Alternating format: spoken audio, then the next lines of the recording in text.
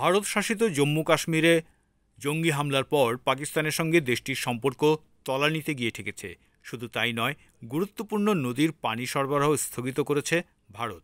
কিন্তু সিন্ধু নদী চুক্তি স্থগিতের প্রতিবাদে নয়াদিল্লির বিরুদ্ধে আন্তর্জাতিকভাবে আইনি পদক্ষেপ নিচ্ছে ইসলামাবাদ। শুধু তাই নয়, গুরুত্বপূর্ণ নদীর পানি সরবরাহ স্থগিত করেছে ভারত।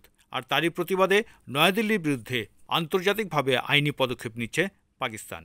সংবাদ সংস্থা রয়টার্স জানিয়েছে, এই চুক্তি রূপায়ণের ক্ষেত্রে যাদের বড় ভূমিকা ছিল, সেই বিশ্বব্যাংকের কাছে ভারতের বিরুদ্ধে নালিশ ঠুকতে চলেছে পাকিস্তান।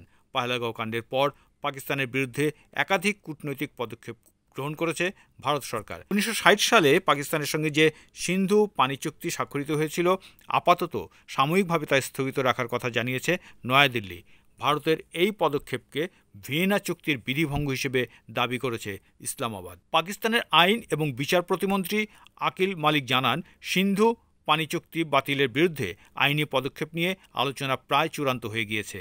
খুব শীঘ্রই আইনি পদক্ষেপ করা হবে বলেও জানিয়েছেন তিনি। ভারতের তরফে অবশ্য এখন পর্যন্ত পাল্টা কিছু বলা হয়নি। প্রতিমন্ত্রী বলেন, স্থায়ী সালিসি আদালতে অথবা হেগের আন্তর্জাতিক বিচার আদালতে ভারতের বিরুদ্ধে 1960 সালে ভিয়েনা কনভেনশন আইনের লঙ্ঘনের অভিযোগ আনার পদক্ষেপ নেওয়া হচ্ছে। মন্ত্রী আকিল মালিক রয়টার্সকে বলেন, আমরা আন্তর্জাতিক ন্যায় বিচার আদালত, আন্তর্জাতিক সালিসি আদালত এবং বিশ্বব্যাংকের কাছে যাওয়ার প্রস্তুতি নিচ্ছি।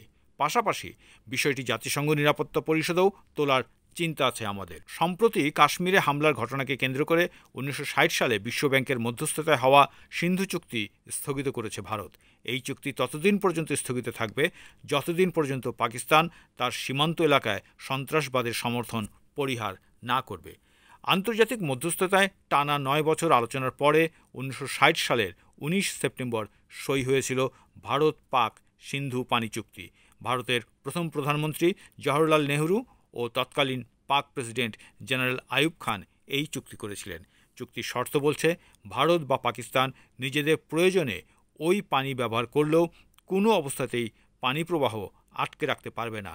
ভারত চুক্তি স্থগিত রাখায় পাকিস্তানের পাঞ্জাব এবং সিন্ধু প্রদেশে পানি সেচ মারাত্মকভাবে ক্ষতিগ্রস্ত হবে বলে মনে করছেন পানি বিশেষজ্ঞরা, যার প্রত্যক্ষ নেতিবাচক প্রভাব পড়বে কৃষিতে। সেই ক্ষেত্রে অর্থনৈতিক সংকটে বিপর্যস্ত পাকিস্তানের ঘুরে দাঁড়ানো কঠিন হতে পারে। তারা আরও ভয়ঙ্কর অর্থনৈতিক পরিস্থিতির দিকে এগিয়ে যাবে।